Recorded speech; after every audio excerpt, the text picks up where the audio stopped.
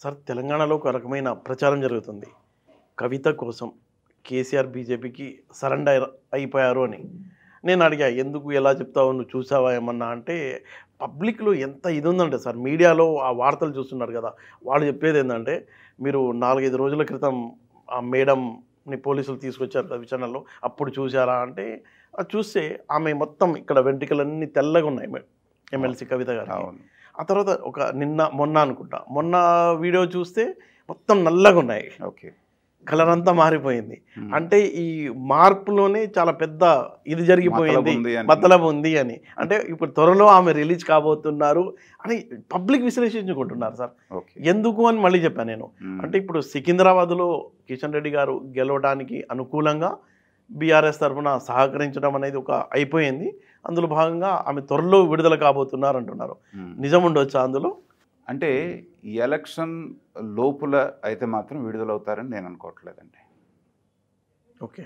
ఎందుకంటే ఎలక్షన్ లోపల కనుక ఆవిడ విడుదలైంది అంటే ఖచ్చితంగా అది బీజేపీకి శరాఘాతం అవుతుంది. ఓకే.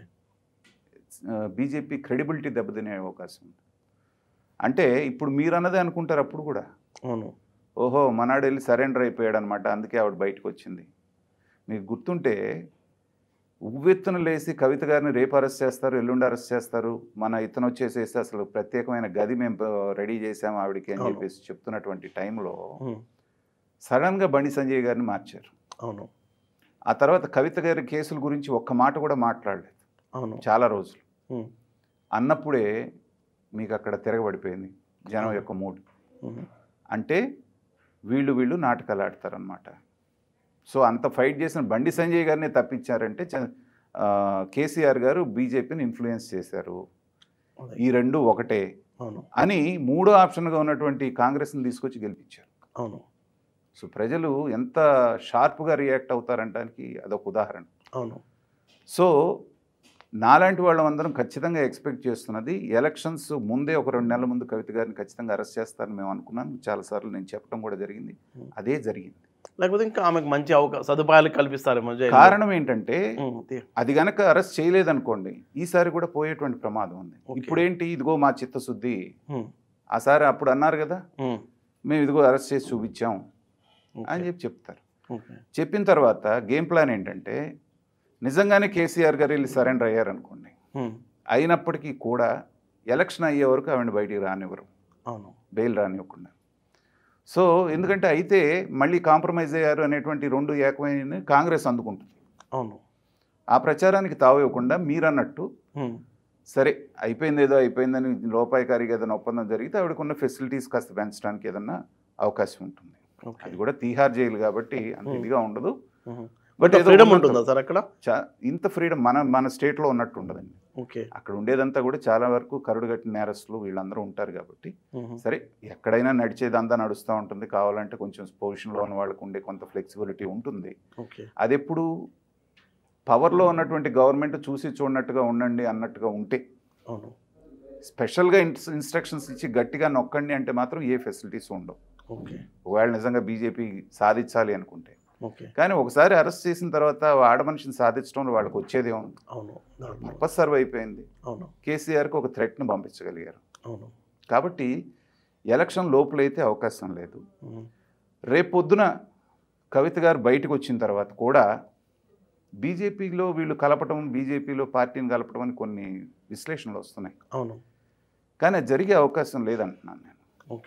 ఎందుకంటే ఇంత దూరం వచ్చిన తర్వాత మీకు ఆల్రెడీ నోటీసులు ఇచ్చినప్పుడే వీళ్ళు కనుక వెళ్ళి సరెండర్ అయ్యి సరే ఏదో లోపాయకారిగా మనం ఏదో మాట్లాడుకుందాము, ఏదో సహకరిస్తామని ఉంటే ఇంత దూరం వచ్చేది కాదు.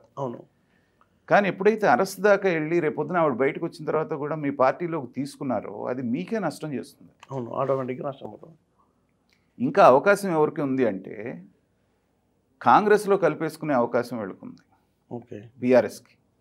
అలాంటి దుస్థితి రాకపోవచ్చు కదా, ఎందుకంటే రిచెస్ట్ పార్టీ కాబట్టి చాలా డబ్బు ఉంది వాళ్ళ దగ్గర.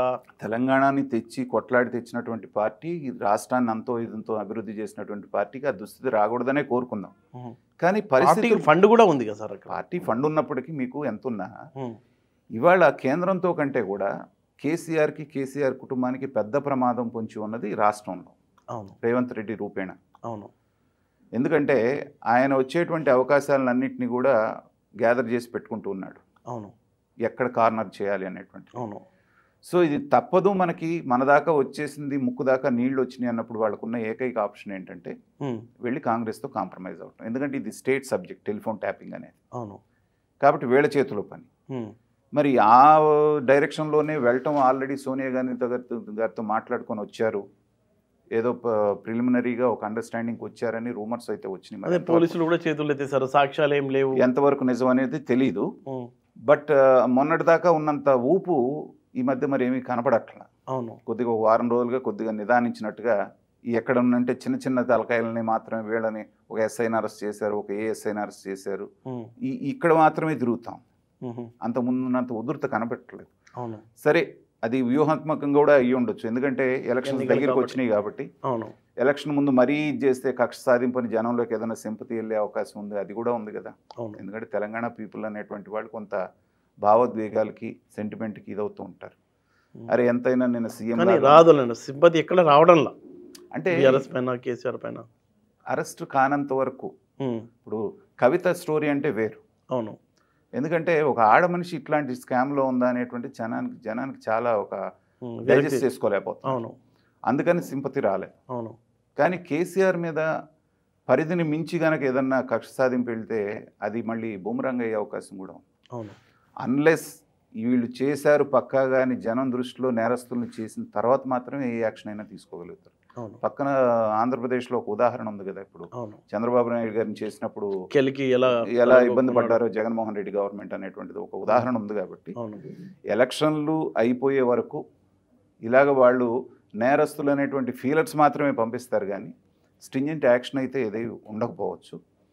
అయిన తర్వాత ఎలా పరిణామాలు ఉంటాయి అనేది ఆ రోజున కేసీఆర్ తీసుకునే నిర్ణయాన్ని బట్టి ఆ రోజు అధిష్టానాలు ఏ నిర్ణయం తీసుకుంటాయి అనేటువంటిది ఉంటుంది. కాబట్టి ఈ 2 నెలల పాటు ఏమీ పెద్దగా దాంట్లో వచ్చే ఇది ఉంటుంది. ఓకే.